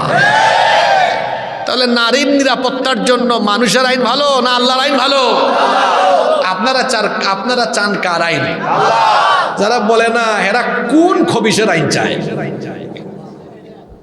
বলেন হুজুর এত বড় কথা বললেন কেন? হ্যাঁ, আল্লাহর আইন বাদ দিয়ে যারা অন্য কারো আইন চায়, সে খবিসি অর্থাৎ শয়তানি আইন চায়। আল্লাহর আইন বাদ দিয়ে যত আইন, সব তাগুতি আইন, সব শয়তানি আইন। শয়তান আর তাগুতের পথ হলো জাহান্নামের পথ। আমরা কার আইন চাই? আমি বলছিলাম, আল্লাহর আইন বাদ দিয়ে যারা অন্য কোনো আইনকে উত্তম মনে করে, এর কি থাকে না? ঈমান থাকে না। আমার দেশে এমন বহু নেতাও আছে, আমি শরিয়া আইনে বিশ্বাসও করি না। তুমিও যে মুসলমান, এটা আমরাও বিশ্বাস করি না। কারণ যে শরিয়া আইনে বিশ্বাস করে না, সে কখনো মুসলমান হতে পারে না। আমি তাকে বলবো, তওবা করো, প্রকাশ্যে জাতির কাছে ক্ষমা চাও, কারণ বক্তব্য প্রকাশ্যে দিয়েছো। প্রকাশ্যে ক্ষমা চাও, নতুন করে কালেমা পড়ো। আমরা যখন কোরআন হাদিস থেকে সত্য কথাগুলো বলি, আপনাদের দেশে দলান্ধ দলকানা মানুষ বেশি। যেই বক্তা দলীয় দৃষ্টিভঙ্গি মাথায় রেখে বক্তৃতা দেয়, তার বক্তব্যে মানুষ হেদায়াত হয় না। যেই শ্রোতা দলীয় দৃষ্টিভঙ্গি মাথায় রেখে বক্তব্য শুনে, এই শ্রোতাও হেদায়াত পায় না। তাহলে কথা বলা এবং শোনার মেথোডোলজি কেমন হওয়া দরকার? নিরপেক্ষ মন নিয়ে কোরআন শুনতে হয়। যদি দ্বীন ইসলামের সাথে সাংঘর্ষিক কোনো কিছু আমার নেতার বিরুদ্ধেও চলে যায়, আমার নেতার বিরুদ্ধে আমি চলে যাব, আল্লাহর বিধানকে আমি গ্রহণ করে নিব। আমরা সত্য কথা বলতে কখনো পিছপা হই না। যেমন কিছুদিন আগে দুর্গা পূজায় কিছু ইসলামিস্ট নেতারা শুভেচ্ছা জানিয়েছেন, প্রকাশ্যে আমরা এর নিন্দা জানিয়েছি। কারণ আমরা সত্যকে সত্য বলি, মিথ্যাকে মিথ্যা বলি, সাদাকে সাদা বলি, কালোকে। অমুসলিমের সাথে সম্পর্ক রাখা যায়, চলাফেরা করা যায়, মানবিক সাহায্যও করা যায়, কিন্তু কোনো অমুসলিমের পূজা অর্চনায় শুভেচ্ছা জানানো যায় না, এটা হারাম।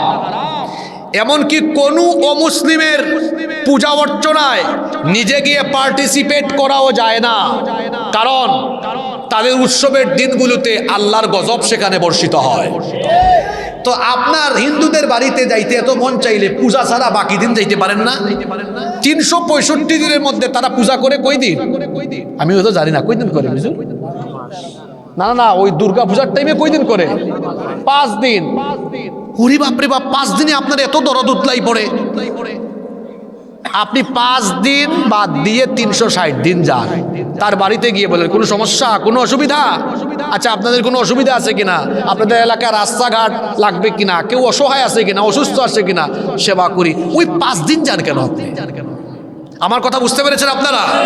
আমার কথা হচ্ছে, অমুসলিমদেরকে সেবা দেওয়া যাবে, মানবিক সাহায্য করা যাবে, কিন্তু তার পূজা অর্চনায় তাকে শুভেচ্ছা জানানো যাবে না। তার ইবাদতখানায়, তার পূজা মণ্ডপে আমি মুসলমান কখনো যেতে পারি না। আপনি তো ব্যক্তিত্বহীন কেন? আপনার মসজিদে সে আসে, আপনার কুরবানিতে সে আসে। এই জন্য যে কোনো দলের নেতা হোক, যেই হোক না কেন, সে ব্যক্তি হিসাবে যেই হোক, যদি সে যায়, আমরা বলবো অবশ্যই তাকে এই বিষয়ের জন্য আল্লাহর দরবারে ক্ষমা চাইতে হবে। আপনি 365 দিনের মধ্যে 5 দিন বাদ দেন, 360 দিন যান, কোনো অসুবিধা আছে? আমি নিজেও ব্যক্তিগতভাবে অনেক অমুসলিমকে বিভিন্ন সময়ে মানবিক সাহায্য করেছি। যেমন সিলেটে বন্যা হয়েছে, আপনারা জানেন, বন্যা হয় নাই? আমি তখন বহু অমুসলিম, আমার হাতে মানুষ 1 কোটি টাকা দিয়েছে, আলহামদুলিল্লাহ। 1 কোটি টাকা বহু অমুসলিমকেও মানবিক সাহায্য করেছি, করি নাই? কারণ তার প্রথম পরিচয় সে মানুষ হিসাবে কি সে আমার কাছ থেকে সেবা বা সাহায্য পেতে পারে না? কিন্তু তাই বলে কি আমি তার পূজা অর্চনায় গিয়ে সামিল হয়ে যাব বা তার মণ্ডপে যাব? আমি যেতে পারি না। আমি বলতে পারি, ভাই আপনাদের ইবাদত আপনারা করেন, নিরাপত্তার দরকার হইলে আমাদেরকে বলিয়েন, নিরাপত্তাও দিব, কাউকে ডিস্টার্ব করতে দিব না। এই দেশ মুসলমান, হিন্দু, বৌদ্ধ, খ্রিস্টান আমরা মিলেমিশে বাস করছি, আমরা করব, আমরা ঝামেলা করব না, যার যার ধর্ম তার তার। এই দেশটা এত সুন্দর যে আমরা আমাদের ইবাদত করি, হিন্দুরা পূজা করে, অন্যান্যরা তারা তাদের উৎসব করে, আমরা কেউ কাউকে বাধা কখনো দেই নাই, দিবও না। পাশের দেশ থেকে মাঝে মাঝে আমার দেশে উস্কানি দেওয়া হয়, কয় মৌলবাদ উত্থান হচ্ছে, বাংলাদেশে যদি হুজুররা ক্ষমতা পায় তাহলে অমুসলিমদের 12টা বাজবে। আমরা বলবো নিজের চরকায় তেল দাও মিয়া। আমার দেশের হিন্দু, বৌদ্ধ, খ্রিস্টান, অমুসলিম ভাই বোনদেরকে আমরা বলবো, এই দেশে যদি আল্লাহর আইনের ভিত্তিতে দেশ পরিচালনা হয়, আপনারা নিরাপদ থাকবেন। কারণ মায়ের কোলে শিশু যেমন নিরাপদ, তেমনি মুসলমানদের কাছে অমুসলিমরাও নিরাপদ। আমরা কখনো অমুসলিমদের উপর হামলা চালাই না, তাদের বাড়িঘর জ্বালিয়ে দিই না, তাদেরকে নির্যাতন করি না, তাদের জায়গা জমি দখল করি না, তাদের উপাসনালয়ে, ইবাদতখানায় হামলা চালাই না, তাদের উপর নিপীড়ন চালাই না। কেন? কারণ ইসলাম এই শিক্ষা আমাদেরকে দেয় না, ইসলাম আমাদেরকে এটা শেখায় না। সুতরাং সকল অমুসলিমদেরকে আমরা বলবো, টেনশনের কোনো কারণ নাই। বরং এই দেশে 54 বছরের হিস্ট্রি তালাশ করলে দেখা যায় যে যারা আপনাদের কাছে বেশি বেশি এসে আপনাদের বেশি আপনাদেরকে দরদ দেখাইছে, এরাই আপনাদেরকে নিয়ে রাজনীতি করে বিভিন্ন সময় আপনাদেরকে বিপদে ফেলাইছে। মুসলমানদের কাছেই আপনারা নিরাপদ, ঠিক না ঠিক? তাহলে 4 নাম্বার কি বলছিলাম? আল্লাহর আইন বাদ দিয়ে অন্য কোনো আইনকে উত্তম মনে করা। উত্তম মনে করলে ঈমান থাকবে। আপনার দেশে তো 90% মুসলমান, এখনো ব্রিটিশদের থেকে আনা ধার করা পেনাল কোড দিয়ে এখনো বিচার চলে। এটা বড় আফসোসের ব্যাপার। জানবে কেমনে বলেন? 90% মুসলমান, এর মধ্যে 87%ই আছে বিশুদ্ধ করে কোরআন পড়তেও পারে না, আউযুবিল্লাহও জানে না, বিসমিল্লাহ। এখন কিছু মানুষ বের হয়েছে আলেম উলামার ব্যাপারে কটূক্তি করে। কিছু তরুণ যুবক দেখা যায় এরা ফেসবুক মুফতি আজে বাজে কথা বলে। বেটা, এখনো ঠিক মতো অজুর ফরজ গোসলের ফরজ জানো না, আর 20, 25, 30 বছর পড়ালেখা করে আসে আলেম উলামার সাথে বেয়াদবি করো। সংযত করো নিজেকে। নাম্বার 5 নাম্বার, যে কাজে ঈমান চলে যায়। কষ্ট হচ্ছে আপনাদের? আমরা 15-20 মিনিট আরো থাকতে পারবো না ইনশাল্লাহ। 5 নাম্বার হলো ইসলামের কোন বিধানকে, কেউ যদি ইসলামের কোন বিধানকে অপছন্দ করে তাহলে তার ঈমান থাকবে না। ইসলামের যে কোনো বিধান, কোনো একটা বিধানকে যদি তার ভালো না লাগে তাহলে সে আর ঈমানদার থাকতে পারে না। যেমন কয়েকটা উদাহরণ দেই। মনে করেন গান বাজনা ইসলামে হালাল না হারাম? বাজনা যুক্ত, মিউজিক যুক্ত গান ইসলামে হারাম, কিন্তু তার কাছে যদি এটা পছন্দ হয়, ভালো লাগে, এটা আল্লাহর কাছে অপছন্দের, তার কাছে পছন্দের। এবং আল্লাহর কোনো বিধানকে সে যদি অপছন্দ করে, মনে করেন দাড়ি রাখা এই বিধানটাকে অপছন্দ করছে, পর্দার বিধান অপছন্দ করছে, এই রকম আল্লাহর কোনো বিধানের ব্যাপারে তার যদি অপছন্দের কোনো দৃষ্টান্ত থাকে তাহলে তার আর ঈমান থাকে না। রব্বুল আলামিন কোরআনে কারীমের 47 নম্বর সূরা সূরাত মুহাম্মাদের 8 নম্বর আয়াত থেকে বলছেন, ওয়াল্লাযীনা কাফারু ফাতা'সাল লাহুম ওয়া আযাল্লা আ'মালাহুম যালিকা বিআন্নাহুম কারিহু মা আনজালাল্লাহু ফাআহবাতা আ'মালাহুম। আর যারা, আর তাদের জন্য ধ্বংস যারা আল্লাহর কোনো বিধানকে অপছন্দ করে তাদের সব আমলগুলোকে নিষ্ফল এবং বাতিল যিনি করে দিবেন। গলার আওয়াজ বড় করে বলেন তিনি কে? এই যে ছোট্ট ভাইরা, তোমরা এখানে ওয়াজ করো না, আমার ওয়াজ শোনো, ঠিক আছে? কথা বলো না, কেমন? এগুলো জরুরি কথা তোমাদের জন্য। তোমরাই তো আগামী দিনে দেশ জাতিকে বিনির্মাণ করবে, তোমাদের জন্য এই কথাগুলো শোনা দরকার না? কথা বলো না প্লিজ।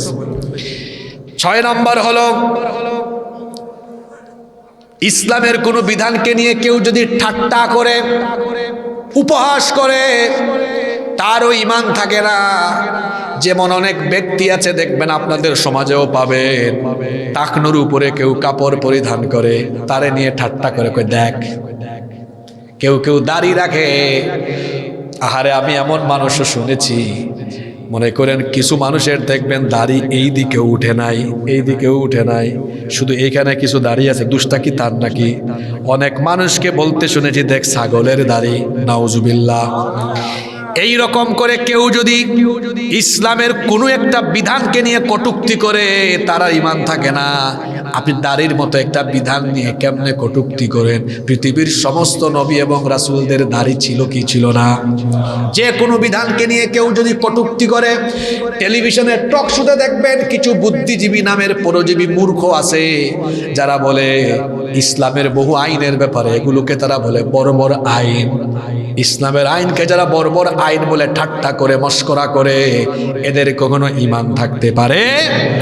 এজন্য রব্বুল আলামিন কোরআনুল কারীমের 4 নম্বর সূরা সূরাতুন নিসা এর 140 নম্বর আয়াতে বলছেন, ওয়াকাদ নাযালা আলাইকুম ফিল কিতাবি আন ইযা সামি'তুম আয়াতিল্লাহি ইউকফারু বিহা ওয়া ইউস্তাহজাউ বিহা ফালা তাকউদু মা'আহুম حتى يخوضوا في حديث غيره إنكم إذا مثلهم إن الله جامع المنافقين والكافرين في جهنم جميعا খেয়াল করেন এত গুরুত্বপূর্ণ আয়াত এটা আমল করা লাগবে আল্লাহ বলছেন আর আমি যে কিতাব নাজিল করেছি এই কিতাবের আয়াতগুলো শোনার পরে যারা এগুলোকে অস্বীকার করে কিংবা কোনো একটা বিধান নিয়ে যারা ঠাট্টা করে ও নবী আপনি মুমিনদেরকে বলেন ফালা তাকউদু মাহুম মুমিনরা যেন এদের সাথে উঠা বসা না করে এই শুনতেছেন আপনারা বলেন তো আল্লাহ কি বলেছেন এদের সাথে কি করতে নিষেধ করেছেন আর আপনি উঠা বসা না সুযোগ পাইলে চাও খান বিস্কুটও খান সবকিছুই করেন অথচ এরা আল্লাহর বিধিবিধানকে নিয়ে ঠাট্টা উপহাস করে আল্লাহ বলছেন এদের সাথে উঠা বসাও করো না কারণ এরা আমার বিধানকে ঠাট্টা মস্করা করে 7 নাম্বার হলো যারা জাদুবিদ্যায় বিশ্বাস করে কুফরি কালামে বিশ্বাস করে এদের ঈমান থাকে না আমার দেশে বহু জায়গায় বলেন তো জাদু টুনা বান মারা এগুলো আছে না নাই গ্রামে গঞ্জেও এগুলো আছে জাদুবিদ্যা হারাম কেন হারাম এর কারণ হলো দুইটা 1 নম্বর কারণ জাদুবিদ্যা হলো শয়তানি কাজ 2 নম্বর হলো জাদুবিদ্যা হলো এখানে শয়তানের সাহায্য নেওয়া হয় গাইবের সাহায্য এখানে শয়তানের কাছ থেকে সহযোগিতা নিয়ে জাদু কাজ করা হয় এই জন্য এটা হারাম অনেকে আছে জাদুবিদ্যা এবং কুফরি কালামের মাধ্যমে স্বামী স্ত্রীর মধ্যে ভেজাল লাগানোর চেষ্টা করে ভাইয়ে ভাইয়ে আত্মীয় স্বজনে পারস্পরিক ভেজাল লাগানোর চেষ্টা করে জাদু টুনা বান মারা কুফরি কালামের মতো এই রকম কাজ কারবার আমার সমাজে গ্রামে গঞ্জে আছে না নাই যারা জাদুবিদ্যায় বিশ্বাস করে জাদুবিদ্যা কুফরি কালাম এগুলোতে যারা বিশ্বাস করে কিংবা এইসব কাজ যারা করে এবং যারা করায় আল্লাহর নবী বলেছেন সবগুলো হলো মুশরিক এগুলোতে যারা সম্পৃক্ত হয় এদের ঈমান থাকে না বিভিন্ন এলাকায় মাহফিলে গেলে এমন এমন কথা আমাদের কানেও আসে অনেকে বলে হুজুর আমাদের ঘরের ভিতরে আমরা চুল পেয়েছি তারপরে ওই যে শামুক পেয়েছে শামুকের ভেতরে তারপরে যে চিরনির ভিতরে পেঁচায় পেঁচায় রেখেছে তারপরে ওই যে কবজের ভেতর কবজ বুঝে আপনারা কি বলেন কবজের ভেতরে হাড্ডি ঢুকায় কি জানি ঢুকায়া কুফরি কালাম করে অনেকে আবার মাটি খুঁড়ে ওই যে পাতিলের মধ্যে কি দিয়া পুঁতে রাখে কুফরি কালাম করে এগুলো আছে না নাই যারা জাদুবিদ্যা কুফরি মন্ত্র এগুলো করে যারা এগুলো করে এগুলো করায় এগুলো যারা বিশ্বাস করে এদের কারোরই ঈমান থাকে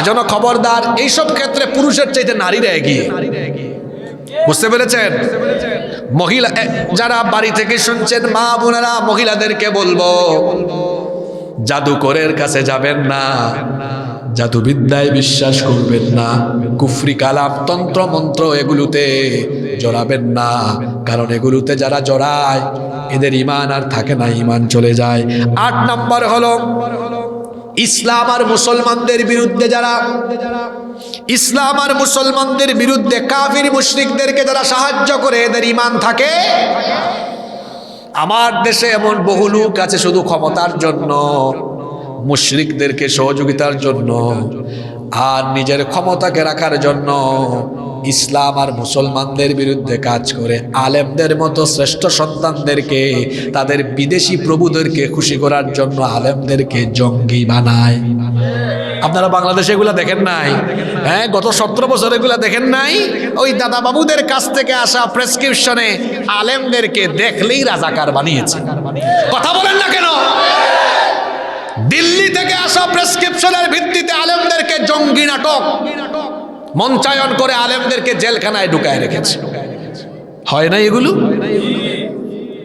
ইসলাম আর মুসলমানদের বিরুদ্ধে গিয়ে মুশরিকদেরকে যারা সাহায্য করে ক্ষমতার জন্য যারা তাদের বিদেশি প্রভুদেরকে সাহায্য করে আর ইসলাম মুসলমানদের স্বার্থের বিরুদ্ধে সিদ্ধান্ত নেয় এদেরও ঈমান থাকে না এজন্য আল্লাহ বলেছেন তোমার বাপও যদি হয় ভাইও যদি হয় সে যদি ইমানের চেয়ে কুফরিকে প্রাধান্য দেয় তাহলে তোমার বাপ ভাইকেও তুমি তখন আর ভালোবাসবে না, পছন্দ করবে না। এজন্য রব্বুল আলামিন কোরআনে কারীমের 9 নম্বর সূরা সূরাতুত তাওবা এর 23 নম্বর আয়াতে বলছেন, ইয়া আইয়ুহাল্লাযীনা আমানু লা তাত্তাখিযু আবাআকুম ওয়া ইখওয়ানাকুম আউলিয়া ইনিস তাহাব্বুল কুফরা আলাল ঈমান ওয়া মান ইয়াতাওয়াল্লাহুম মিনকুম ফাউলাইকা হুমুয জালিমুন। আল্লাহ তাআলা বলছেন, হে ঈমানদারেরা, তোমাদের পিতৃপুরুষ, তোমাদের ভাই, এরা যদি ঈমানের উপরে কুফরিকে প্রাধান্য দেয় তাহলে তাদেরকে গ্রহণ করবে না। তুমি যদি তাদেরকে তখন গ্রহণ করো তুমিও তাদের অন্তর্ভুক্ত হয়ে যাবে। আবার আল্লাহ তাআলা কোরআনে কারীমের 5 নম্বর সূরা সূরাতুল মাইদা এর 51 নম্বর আয়াতে বললেন, ইয়া আইয়ুহাল্লাযীনা আমানু লা তাত্তাখিযুল ইয়াহুদা ওয়ান নাসারা أولياء بعضهم أولياء بعض ومن يتولهم منكم فإنه منهم إن الله لا يهدي القوم الظالمين। হে ঈমানদারেরা, ইহুদি খ্রিস্টানদেরকে তোমরা তোমাদের হৃদয়ের বন্ধু মানিও না। এরা একজন আর একজনের বন্ধু। ইহুদি খ্রিস্টানদেরকে কখনো বন্ধু বানানো যায়, অমুসলিমদেরকে কখনো হৃদয়ের বন্ধু বানানো যায় না। শুনতেছেন আপনারা? হৃদয়ে স্থান দেওয়া তার মানে এই না যে তাদেরকে আপনি একেবারে তাদেরকে অ্যাভয়েড করে চলবেন। তাদের সাথে উঠা বসা চলাফেরা, মানবিক সামাজিক সম্পর্ক রাখতে পারবেন, অসুবিধা। কিন্তু হৃদয়ে বা হৃদয়ের বন্ধু তাকে বানানো যাবে, নিষেধ করেছেন কে?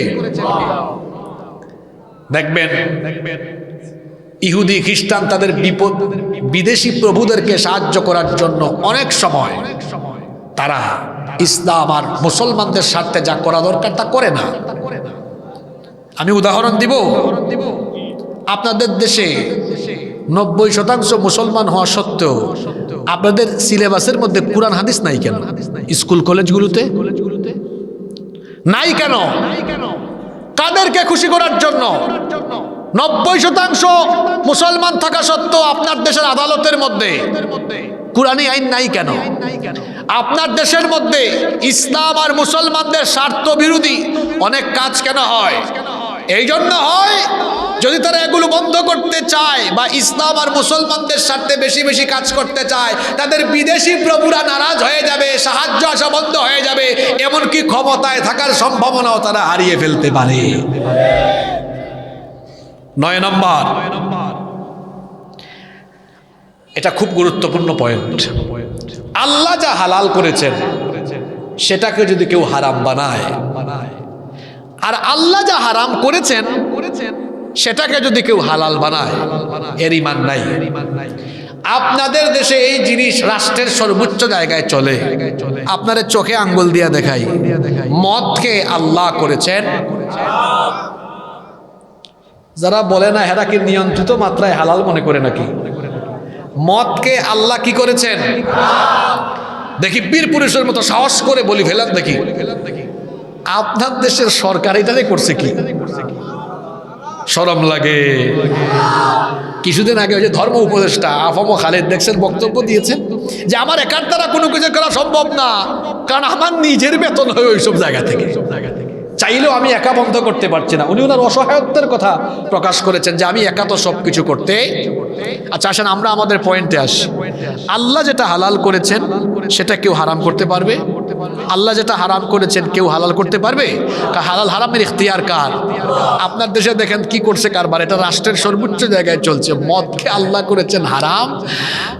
আপনি একটু গুলশানে যান, বনানীতে যান, আপনি ওয়েস্টিনে যান, ইন্টারকন্টিনেন্টালে যান, আপনি এয়ারপোর্টে ঢুকেন, দেখবেন মাদক নিয়ন্ত্রণ অধিদপ্তরের কাছ থেকে পারমিশন নিয়ে তারা এই মদের বারগুলো চালাচ্ছে। আর নামও দেখছেন, আরে বাপরে বাপ, মাদক নিয়ন্ত্রণ মানে হেরা নিয়ন্ত্রণ করে খাওয়াচ্ছে। এটার নাম হওয়া দরকার ছিল মাদক নির্মূল অধিদপ্তর, তাই না? নাম দিছে কি মাদক নিয়ন্ত্রণ। আমরা নিয়ন্ত্রণ কইরা কইরা খাওয়াইবো। এখন আপনারা আমাকে বলেন দেখি, আল্লাহ করলেন হারাম, মদকে হারাম করলেন, তারা করলো কি? আল্লাহ যেটা হারাম করেছেন সেটাকে হালাল করার ইখতিয়ার দুনিয়ার কারো আছে? আপনাদের দেশে 18 বছরের আগে 17 বছরের সুলাইমান যদি 16 বছরের আয়েশাকে বিয়ে করে, আপনাদের দেশের আইনে এটা কি? কথা বলে না, পুলিশ ধরে নিয়ে যাবে, বলবে বাল্য বিবাহ। কি বলেন? আর আল্লাহর আইনে এটা এটা ঠিক আছে, অসুবিধা? ওই রমনার বটমূলে, কুমিল্লার লালমাইয়ের পাহাড়ের চিপায় চাপায়, লাউতলা ঝাউতলা বটতলায় কপত কপতি তরুণ তরুণী যুবক যুবতীরা কাছাকাছি পাশাপাশি ঘেঁষাঘেঁষি করে, সিএনজিতে ঢলাঢলি করে, মোটরসাইকেলের পিছনে তার গার্লফ্রেন্ড নিয়ে ঘুরে। এইটা আপনাদের দেশের আইনে হালাল। আরে কি কোন তালে আছেন? কই হারাম। আপনাদের দেশের আইনে এটা পুলিশ কিছু বলবে? আপনি ডিস্টার্ব করলে এসে বলবে হেদার যা মন চায় তা করুক, আপনার কি তাতে? ঠিক কিনা? এবার বলেন আল্লাহর আইনে? হ্যাঁ বলেন আল্লাহর আইনে? আল্লাহ করলেন হারাম, আপনি করে দিলেন হালাল। আর বিয়েকে আল্লাহ করলেন হালাল, আপনি করে দিলেন হারাম। এটা হলো রাষ্ট্রীয় পর্যায়ে আল্লাহর সাথে কুফরি করা। আল্লাহ যেটা হালাল করেছেন সেটাকে কেউ হারাম বানাতে কয় 17 বছরের 18 বছরের আগে বিয়ে করা যাবে না, তো প্রেম করা যাবে নাকি? ক্লাস 5-6 পড়ে হারি বাপ রে বাপ, এরা যে চিনা চিনে আমরাও এত চিনা চিনি না।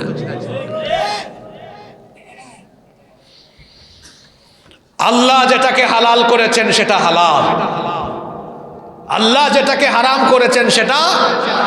যদি এই হালালকে কেউ হারাম বানায়, হারামকে কেউ হালাল বানায়, এর ঈমান থাকবে? জোরে বলেন ঈমান থাকবে? কি সেনসিটিভ পয়েন্ট যাচ্ছে, আপনি চিন্তা করছেন?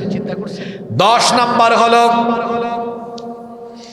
রাসূল করিম সাল্লাল্লাহু আলাইহি ওয়াসাল্লামকে বাদ দিয়ে যে ব্যক্তি অন্য কাউকে তার আদর্শ বলবে বা মানবে, এর আর ঈমান নাই। আপনার দেশের হাইওয়ে আর অলিগলিতে রাস্তায় হাঁটলে দেখা যায় কিছু কিছু লোক পোস্টারের উপরে একজনের ছবি, তার নিচে আরেকজন, এর নিচে আরেকজন, এর নিচে 7-8 জন। এটা হলো চামচামির একটা level. Level A, level 2, level 3, level 4। এটা হলো লোয়ার লেভেলের চামচামি থেকে আপার লেভেল, লোয়ার, মিডিয়াম, আপার। আপনারা কষ্ট পাচ্ছেন নাকি আমার কথা? একজনের শুভেচ্ছা 10 জন জানায়, আছে না নাই? আমার আপত্তি এই জায়গায় না, আপত্তি আরেক জায়গায়, যেটা এই পয়েন্টের সাথে মিল। লিখছে কি? আমার আস্থার শেষ ভরসা,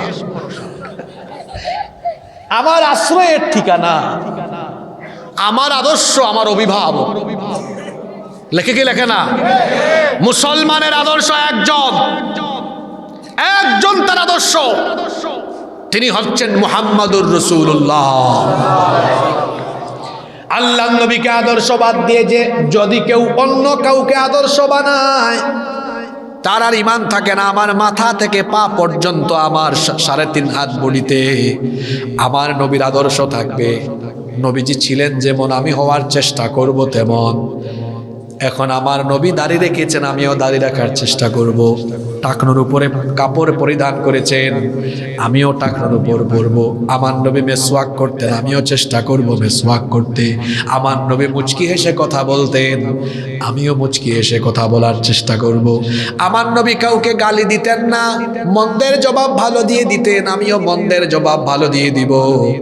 আমার নবী কখনো কাউকে কষ্ট দেন নাই, কষ্ট পেয়েছেন কষ্ট দেন নাই, দুঃখ পেয়েছেন দুঃখ দেন নাই। আমার নবী যেমন ছিলেন আমি তেমন হওয়ার চেষ্টা করব। কিন্তু দেখা যায় আমরা কি করলাম? নবীর মতো হইলাম না, দাড়িটাও রাখলাম না। অনেকে আছে দাড়ি নাই কিন্তু মুছ রাখে, এটা আমার বংশীয় ঐতিহ্য, এটা আমার নেতার ঐতিহ্য। রাখতে রাখতে এত মোটাল মুছ রাখছে। গত কিছুদিন আগে আমি একজনের অফিসে গেলাম, গিয়া দেখে শুধু মুছ দেখা যায়, ঠোঁট দেখা যায় না। চিন্তা করলাম এত লম্বা মুছ আল্লাহ জানে খায় কেমনে। কিছুক্ষণ পরে চা আসছে, দেখছি চা তার মুছের উপরে কুয়াশার মতো লেগে আছে। আমি চিন্তা করলাম এই লোকটা যদি দুধ পান করে তাইলে তো দুধ পানের পরে দেখা যাবে লোকটার মুছও পেকে গেছে, মনে হবে না? দাড়ি নাই মুছ আছে, এই ধরনের মুছওয়ালা আছে না? আরে বাপরে বাপ, 100 পাওয়ারের লাইট দিয়ে চিন্তা করলাম লাইট মারলেও এর ঠোঁট বা দাঁত দেখা যাবে কিনা। আশ্চর্য ব্যাপার। আমার সাথে একজনের দেখা হয়েছে কয়েকদিন আগে। অথচ নবীজি বলেছেন মুছ ছোট করো, মুছের থেকে দাড়িটাকে লম্বা করো। দাড়ি রাখলে কি খারাপ লাগে নাকি? আমাদেরকে তো কেউ খারাপ বলে না। দাড়ি রাখলে চেহারার সৌন্দর্য বাড়ে, দাড়ি রাখলে চেহারায় নূর দান করে দেন কে? 14 গ্রামের পোলাপাইন এমনি স্মার্ট, যাদের দাড়ি আছে আরো স্মার্ট। দেখেন না ওই যে আমাকে যে একটু এই দেখেন দাঁড়িয়ে আছে কত সুন্দর, সবার এখানে সুন্দর। ওই যে রনি ভাই কোথায় দাঁড়িয়ে আছে, সুন্দর, সব সুন্দর। আমার সামনে যাদেরকে দেখতে পাচ্ছি যাদের দাড়ি আছে সবাই সুন্দর। ওই যে কালো সুইটার পরা সুন্দর, ওনার পাশে আর একজন সুন্দর, আরেকজন ঘুমটা দিয়া বসছে আরো সুন্দর, সব সুন্দর আলহামদুলিল্লাহ। দাড়ির মধ্যে সৌন্দর্য আছে না নাই? বরং দাড়ি না রাখলে গালটা দেখতে শিলা মুরগির মতো লাগে, দেখতে খারাপ লাগে। এটা নারী না পুরুষ বুঝাও যায় না। দাড়ির মধ্যে সৌন্দর্য আসে, হাসানোর জন্য বলি নাই। এজন্য যুবক ভাইরা দাড়ি রাখার দরকার আছে না নাই? চুলের কাটিং দেখছেন, মেসি কাটিং, নেইমার কাটিং। আমি একদিন সেলুনে বসা, এক ছেলে গিয়ে বলে ভাই কোন এক প্লেয়ারের নাম বলছে। আমি তো আর এইসব খেলা টেলা দেখি না, প্লেয়ারের নামও পাই না। এই দুইটার নাম যুবকদের থেকে শুনি, আর রাস্তা রাস্তা জার্সি দেখি 10 আর মেসি। 10 মনে হয় জার্সির নাম্বার হইতে পারে, মেসি আর নেইমার। আরো কার কার নাম বলে গিয়ে বলতেছে ভাই ব্লেড দিয়ে এদিকে একটা টান মারে। আরেকজন কয় রোনালদো নাকি, আচ্ছা ঠিক আছে। আরেকজন কয় অমুক প্লেয়ারের কাটিং এর চুল রাখেন। আপনার চুলের ক্ষেত্রেও আদর্শ কে হবেন? মুহাম্মাদুর রাসূলুল্লাহ সাল্লাল্লাহু।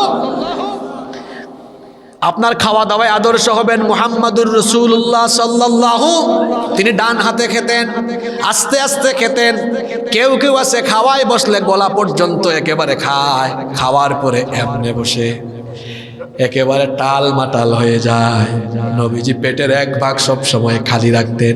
খাবারের কমপক্ষে আধা ঘন্টা পরে তিনি পানি পান করতেন, তিনি মেসওয়াক করতেন, তিনি যেভাবে চলাফেরা করতেন, যেভাবে ঘুমাতেন। আচ্ছা ভালো করে শোনেন তো ছাত্র ভাইরা, এখানে ছোট ছোট ভাইরা আছো, তোমরাও শোনো। আচ্ছা মেসির মতো নেইমারের মতো নায়ক আর গায়কের মতো খাইলে ঘুমাইলে হাঁটলে সওয়াব হয়, কিন্তু নবীজির মতো 24 ঘন্টা চলাফেরা করলে 24 ঘন্টায় আমলনামায় খালি সওয়াব লেখা হয়। সুবহানাল্লাহ। তাহলে পৃথিবীর একজন মহামানব আছেন, তাকে আদর্শ হিসেবে গ্রহণ করলেই সওয়াব আছে না নাই? যারা ছাত্র আছেন, যুবক তরুণ আছেন, রাজনৈতিক ক্ষেত্রে পলিটিক্যাল ক্ষেত্রেও আপনি আপনার আদর্শ বানাবেন একজনকে। তিনি আর কেউ নন, তিনি হচ্ছেন মুহাম্মাদুর রাসূলুল্লাহ সাল্লাল্লাহু। আমার কথায় বেজার হইয়েন না, এটা আল্লাহর কথা, আল্লাহর আদেশ। রব্বুল আলামিন কোরআনুল কারীমের 7 নম্বর সূরা সূরাতুল আরাফের 3 নম্বর আয়াতে বলছেন ইত্তাবিউ মা উনজিলা ইলাইকুম মির রাব্বিকুম ওয়া লা তাত্তাবিউ মিন দুনিহি আউলিয়া কলিলাম মা তাযাক্কারুন। ইত্তাবিউ মা উনজিলা ইলাইকুম মির রাব্বিকুম, তোমাদের রবের কাছ থেকে যা নাজিল হয়েছে এটার অনুসরণ করো, নেতা খেতাকে অনুসরণ করো না। আল্লাহ বলছেন 1 নম্বরে আল্লাহর বিধান অনুসরণ করো। আর আল্লাহর বিধান অনুসরণের ক্ষেত্রে যাকে আমরা আদর্শ হিসাবে অনুসরণ করব তিনি হচ্ছেন আল্লাহর নবী, আল্লাহর পয়গাম্বর, আখিরি নবী, রাহমাতাল লিল আলামিন মুহাম্মাদুর রাসূলুল্লাহ সাল্লাল্লাহু। আপনার নেতা খেতারে অনুসরণ করলে সর্বোচ্চ কিছু ভাগ পাওয়া যায়, ভাগ যুগ পাওয়া যায়, এলাকায় একটু হেডাম দেখা যায়, হাঁটা যায়। আর আমার নবীকে অনুসরণ করলে দুনিয়া আখিরাতে নাজাত পাওয়া যায়। এজন্য রব্বুল আলামিন কুরআনুল কারীমের 3 নম্বর সূরা সূরাতু আল ইমরানের 31 নম্বর আয়াত থেকে আল্লাহ বলছেন, কুল ইন কুনতুম তুহিব্বুনাল্লাহা ফাত্তাবিউনি ইউহিব্বুকুমুল্লাহু ওয়া ইয়াগফির লাকুম যুনুবাকুম ওয়াল্লাহু গফুরুর রহিম। ও নবী, আপনি বলুন, তোমরা যদি আল্লাহকে ভালোবাসতে চাও, আমরা আল্লাহকে ভালোবাসতে চাই কি চাই না?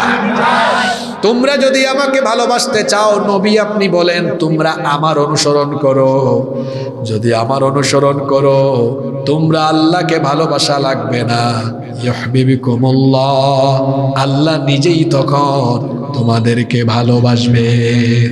আর আল্লাহ যখন ভালোবাসবেন তোমাদের বিরাট এক ফায়দা হবে। আমরা বললাম আল্লাহ কি ফায়দা হবে? আল্লাহ বললেন ইয়াগফির লাকুম যুনুবাকুম ওয়াল্লাহু গফুরুর রহিম। আল্লাহ যখন ভালোবাসবেন তোমাদের আমল নামায় যত গুনাহ আছে আল্লাহ সব গুনাহ তখন মাফ করে দিবেন। নেতা নেত্রীদের আদর্শ বানাইলে আরো গুনাহ বাড়ে। অনেক সময় চাঁদাবাজি শিখায়, লুণ্ঠন শিখায়, আকাম কুকাম শিখায়, নামাজেও যাইতে দেয় না। আর আল্লাহর নবীকে অনুসরণ করলে আমল নামায় গুনাহ থাকে না, দুনিয়ায়ও সফল, আখিরাতেও সফল, আল্লাহর জান্নাত পাওয়া যায়। সুবহানাল্লাহ। আল্লাহর রাসূল নাই এখন পৃথিবীতে, কই দেখছেন? আল্লাহ রাসূল মদিনায় ঘুমিয়ে আছেন, কিন্তু নবীগণের ওয়ারিস হিসাবে, নবীগণের ওয়ারিস কারা? আলেম ওলামারা আছেন না? এই জন্য আমরা আলেমদের সাথে আছি না নাই? একটু আগে না একটা কথা বললাম, হয় আলেম হন, নইলে আলেমের ছাত্র হন, নইলে তার কি হন? আমি যুবক মানুষ যেহেতু যুবকদেরকে পা ধরে বলে যাচ্ছি, ভাই চামচামি কইরো না। এই চামচামি দেখতে দেখতে মাথাটা মাঝে মাঝে হ্যাং করে, চামচামি কইরো না, রসুলের আদর্শের অনুসারী হয়ে যান। উলামা মাশায়েখদের সোহবতে থাকেন। ওই কথাটা আজকে মনে রাখবেন, আতরের সাথে থাকলে আতরের গ্রাণ, বিড়ির সাথে থাকলে আমরা আমাদের যৌবন, তারুণ্য, শক্তি, সাহস সবটুকু উৎসর্গ করব কেবলমাত্র আল্লাহর পথে আর রসুলের পথে। রাজি আছেন সবাই? তাহলে ঈমান চলে যায় কয় কাজে? কয় কাজে? এক, কি করলে? শিরক করলে। কি করলে? দুই, আল্লাহর বান্দার মাঝখানে এই তো মাশাআল্লাহ খুব ছোট্ট, মানে মুখস্থ করে ফেলছে, তোমার নাম কি? বেলায়েত হোসেন। তার সাহসও আছে কিন্তু, দেখছেন? আরে বাপরে বাপ, আপনারা হাসতেছেন। এই পিচ্চি বাচ্চারা ইসলামে কিন্তু বিরাট ঘটনা ঘটাই দিছে। আজকে সময় নাই, বলতেছি না, কারণ ক্ষুধাও তো লাগছে, লম্বা সফর, বুঝতে পারছেন? 13 ঘন্টা সফর করে এত এত সময় কথা বলা তো সহজ না, কিন্তু 14 গ্রামে আসলে কথা বলতে ভালো লাগে, কারণ 14 গ্রামের ব্যাপারে আমাদের আইডিয়া আছে। এখানকার মাটি, এটা ইসলাম আর ইসলামী আন্দোলনের ঘাঁটি। এই জন্য লম্বা সময় চলে গিয়েছে, প্রায় 1 ঘন্টা 40-এর উপরে চলে গেছে। তো ভালো লাগছে কথা বলতে আপনাদের সাথে। তো আমি বলছিলাম, এই পিচ্চি বাচ্চারা অনেক বড় কারবার ঘটাই দিছে। আবু জেহেলকে কিন্তু এক তরুণ, এক কিশোর ফালায় দিয়েছে। সুবহানাল্লাহ পড়বেন না? আপনারা কোরআনে আরেকটা ঘটনা পড়বেন, তালুত আর জালুতের যুদ্ধ। ওই বাদশাহ জালুতকে একজন তরুণ হত্যা করেছিলেন, তার নাম দাউদ আলাইহিস সালাম। এই ঘটনাটা অনেক লম্বা। তরুণ যুবক, এদেরকে আপনারা এত ছোট মনে করেন না, এদেরকে ছোট মনে করতেছেন। আমার দেশের রাবেয়া বছরীরে হেরা ফালাই দিছে, বুঝেন নাই আপনারা? কোন রাবেয়া বছরী? এই স্কুল কলেজের পুলা পাইনরা। এজন্য এদেরকে মহব্বত করবেন। এই যে আমি ওয়াজ করলাম, এরা বহু ডিস্টার্ব করছে, পিছন থেকে আওয়াজ করছে, ডানে আওয়াজ করছে, বামে আওয়াজ করছে। আমি কিছু বলছি তাদেরকে, এই যে তারা আসছে বসছে, এটাও সুন্দর। ছোটকাল থেকে তারা এখানে আসছে, আপনি ধমকাইয়েন না, নইলে গানে যাবে। এরা আস্তে আস্তে দেখা যাবে আরো 4-5টা মাহফিলে গেলে এরা ভদ্র হয়ে সামনে থেকে বেলায়েতের মতো শুনতে থাকবে। তো বেলায়েতের নামও সুন্দর, বেলায়েত হোসেন তারেক 2 নম্বর পয়েন্টের জবাব দিয়ে দিছে, যেটা অনেকে পিছন থেকে পারেন নাই। 2 নম্বর হলো আল্লাহর বান্দার মধ্যে কাউকে কি বানালে? মাধ্যম বানালে। আজকে বেলায়েতের মা বাপ খুব খুশি। তো বেলায়েতের নাম হুজুর মাইকে বলছে, এটা ক্যামেরায় চলে গেছে, খুশি না? হেও খুশি, দেখছেন? আরে বাপ রে বাপ। তারপরে 3 নাম্বার কি ভুলে গেছেন? স্বীকৃত কাফেরকে কাফের মনে না করলে। তারপরে 4 নাম্বার কি? আল্লাহর বিধানের চাইতে অন্য কারো বিধানকে উত্তম মনে করলে। 5 নাম্বার হলো আল্লাহর কোনো বিধানকে অপছন্দ করলে। 6 নাম্বার আল্লাহর কোনো বিধান নিয়ে ঠাট্টা মস্করা করলে। 7 নাম্বার হলো জাদুবিদ্যা এবং কুফরি কালাম এইসব তন্ত্র মন্ত্রে বিশ্বাস করলে। 8 নাম্বার হলো ইসলাম আর মুসলমানদের স্বার্থের বিরুদ্ধে কাফির মুশরিকদেরকে সাহায্য করলে।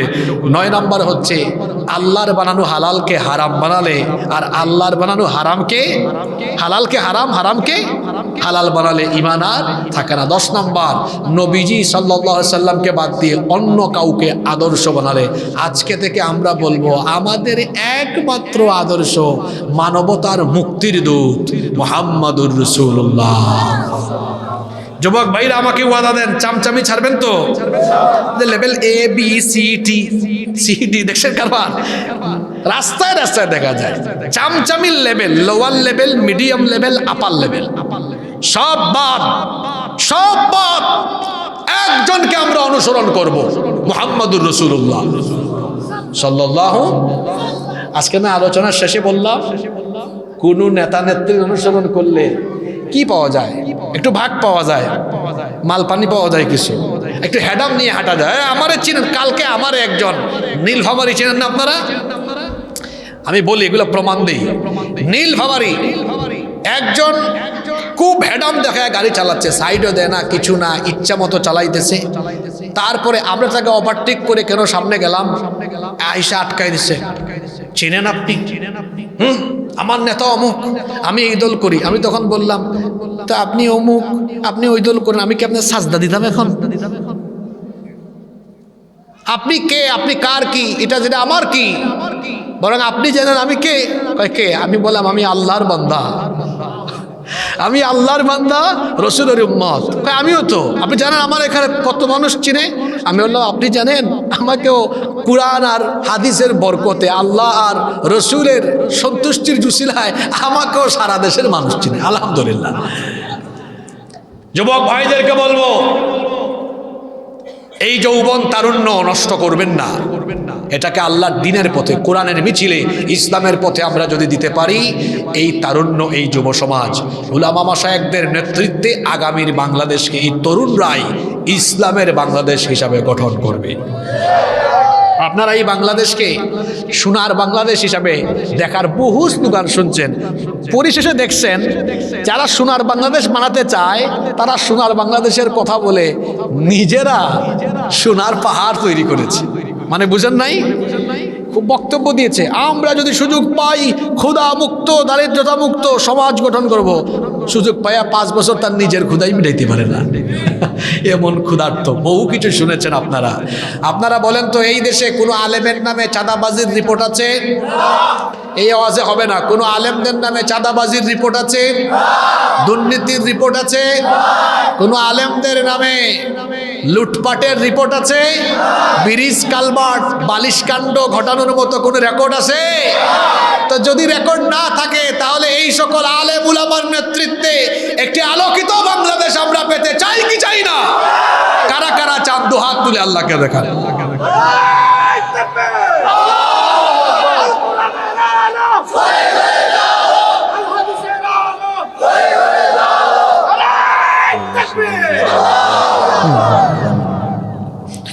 ঠিক আছে, রনি ভাই সবার জন্য দোয়া চাইছে, উনার জন্য দোয়া চায় না, অথচ মাহফিলটা হয়েছেই আজকে উনার মাধ্যমে, তাই না?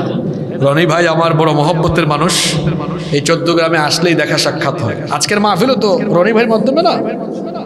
সাইফুল ভাইও আছে।